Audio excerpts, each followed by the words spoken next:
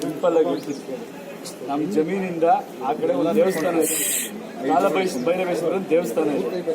ಆ ದೇವಸ್ಥಾನಕ್ಕೆ ಹೋಗೋದಕ್ಕೆ ಒಂದು ರಸ್ತೆ ಅಂತ ಕೇಳಿ ಮಾಡಿ 1 ವರ್ಷನೋ 1.5 ವರ್ಷ ಆಗಿರಬೇಕು. ಆ ರಸ್ತೆ ಇವಾಗ ಮಾಡ್ತೀವಿ ಅನ್ನೋದಲ್ಲ, ಆ ರಸ್ತೆ 1.5 ವರ್ಷದಿಂದ ಅವರೇ ಎಲ್ಲರೂ ಕೇಳಿ ಮಾಡಿರೋದು. ಅದು ನಮಗೆ ಬೇಕು ಅಂತಲ್ಲ, ದೇವಸ್ಥಾನಕ್ಕೆ ಹೋಗೋ ರಸ್ತೆ, ದೇವಸ್ಥಾನ ಜನಗಳು ಯೂಸ್ ಮಾಡ್ಕೊಳ್ಳೋ ರಸ್ತೆ. ನಮ್ಮ ಆಸೆಗೆ ಬಂದು ನಾನು ಯಾಕೆ ಸರ್ ಜಮೀನು ಮಾಡಬೇಕು? ಫಸ್ಟ್ ನೀವೆಲ್ಲ ಯೋಚನೆ ಮಾಡ್ಕೊಳ್ಳಿ. ನಾನೇನಾದರೂ ದುಡ್ಡು ಮಾಡಬೇಕು ಇದು ಮಾಡಬೇಕು ಅಂದರೆ ಬೆಂಗಳೂರಲ್ಲಿ ತುಂಬ ಜಾಗಗಳು ಸಿಗುತ್ತೆ, ಮಾರಿದ್ರೆ ತುಂಬ ರೇಟ್ ಬರುತ್ತೆ. ಸುತ್ತ ಎಲ್ಲದಕ್ಕೂ ಒಂದು ಏನಾದರೂ ಒಂದು ಎಕ್ಸಾಂಪಲ್ ಸೆಟ್ ಮಾಡೋ ಥರ ಅಗ್ರಿಕಲ್ಚರ್ ಮಾಡಬೇಕು ಅನ್ನೋ ಆಸೆಯಿಂದ ನಾವು ತಗೊಂಡಿರೋದು. ಕಾಂಪೌಂಡ್ ಹಾಕ್ಸ್ಕೊತಾ ಇದೀವಿ. ನಾವು ಏನೇನು ಸಿಸ್ಟಮ್ ಮಾಡಬೇಕು ಅದು ನನಗೆ ಗೊತ್ತು. ಒಳಗಡೆ ನಾವು ಲೇಕ್ ರಿಜರ್ವೇಷನ್ ಮಾಡಿಸಿದ್ರೆ ಸುತ್ತಮುತ್ತ ಏನಾದ್ರು ಒಳ್ಳೇದಾಗುತ್ತೆ. ಈ ಥರ ನಮಗೆ 1000 ಉದ್ದೇಶಗಳಿದೆ. ಇದೇನಾಗುತ್ತೆ ಗೊತ್ತಾ, ಹಳ್ಳಿ ಜನ ಅವರು ಮಾತಾಡ್ತಾರೆ, ನಮ್ಮ ತಂದೆ ತಾಯಿನೂ ಹಳ್ಳಿ ಜನ, ಆ ಮಾತುಕತೆಗಳಾಗುತ್ತೆ. ಆದರೆ ಯಾವ ರೀತಿ ಮಾತಾಡೋದಕ್ಕೆ ಅದನ್ನು ಮಾತಾಡೋದು. ಅದೇ ಮೀಡಿಯಾ ಇದೆ ಅಂತ ಎಲ್ಲರೂ ಇದೇ ಆಗ್ಬಿಟ್ಟಿದೆ ನಮಗೆ.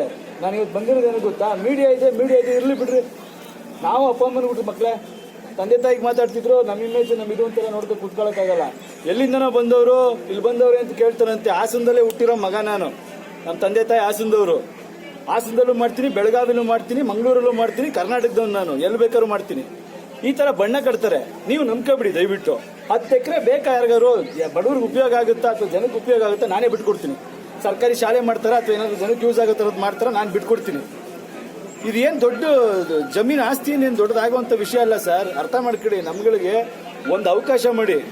ಯಾವ್ದಾದ್ರು ಒಂದು ವಿಷಯ ಬಂದರೆ ಅದಕ್ಕೊಂದು ಸ್ವಲ್ಪ ಒಂದು ರೀತಿ ಪ್ರೊಜೆಕ್ಟ್ ಮಾಡ್ಬೇಕಾದ್ರೆ ಯೋಚನೆ ಮಾಡಿ. ಅವ್ರು ಹೇಳಿದ್ದೆಲ್ಲ ಸತ್ಯ ಅನ್ಕೊಬಿಟ್ರೆ ನೋಡಿ, ಇದು ನಮ್ಮ ಶಾಪ, ನಮ್ಮ ಮನೆ ಬರ. ಒಂದ್ಸಲ ಸೆಲೆಬ್ರಿಟಿ ಆಗ್ಬಿಟ್ರೆ ನೋಡೋದವ್ರು ಏನಾದ್ರು ಆಯಿತು ಅಂದರೆ ಹೇಳೋ ಪಾಯಿಂಟ್ಗಳು ಇಂಥವ್ರು.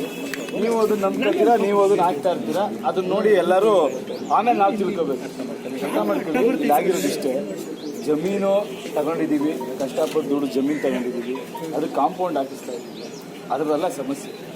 ಜಮೀನೊಳಗೆ ಬಂದು ಅಕ್ಕಪಕ್ಕ ಗಾಡಿ ನಿಲ್ಸ್ಕೊಂಡು ಮಾಡಬಾರ್ದು ಕೆಲಸಗಳು ಮಾಡ್ಕೊಂಡು ಅಥವಾ ಯಾರೋ ಅವ್ರು ಕುಡಿದು ಕಾಯ್ಸಾಡ್ಕೊಂಡು ಕೂತಿದ್ದವ್ರನ್ನೆಲ್ಲ ನೋಡ್ಕೊಂಡು ಕೂತ್ಕೊಳ್ಳೋಕೆ ಆಗಲ್ಲ. ಅದ್ರ ಮೇಲೆ ಕೆಲಸ ಮಾಡ್ತಿರೋ ಹುಡುಗರಿಗೆ ಹೋಗ್ಬಿಟ್ಟು ಗಲಾಟೆ ಮಾಡೋದು. ಅದು ಯಾವುದೋ ರಸ್ತೆ ಮಾಡೋ ಜಾಗದಲ್ಲಿ ಅದು ಇದು ಮಾತುಕತೆ ಆಗಿದೆಯಂತೆ. ಮಾತುಕತೆ ಆದರೆ ಮಾತುಕತೆಯಲ್ಲಿ ಬಗೆಹರಿಸ್ಕೋಬೇಕು. ಹುಡುಗರಿಗೆ ಕೈ ಮಾಡಿದ್ರೆ ನಮ್ಮ ಜೊತೆ ಕೆಲಸ ಮಾಡೋ ಹುಡುಗರು ನಮ್ಮ ಮನೆ ಹುಡುಗರು ಇದ್ದಂಗೆ. ತಂದೆ ತಾಯಿ ತಡೆಯಕ್ಕೆ ಹೋದ್ರೆ ಬಾಯಿಗೆ ಬಂದಂಗೆ ಅವರಿಗೆ ಮಾತಾಡಿದ್ರಂತೆ. ಅದಕ್ಕೋಸ್ಕರ ಬಂದಿದ್ದೀವಿ. ಬಂದು ನಾವು ಮಾತಾಡಿದ್ವಿ. ಮಗನಾಗಿ ನಾವು ಬರಬೇಕು. ಆ ರಸ್ತೆ ಬಿಡ್ರಿ, ಪಕ್ಕದಲ್ಲಿ ಗೌರ್ಮೆಂಟ್ ರಸ್ತೆ ಮಾಡ್ಬೇಕ್ರಿ, ಅದನ್ನ ಕೇಳ್ತಾ ಇದ್ದೀನಿ ನಾನು.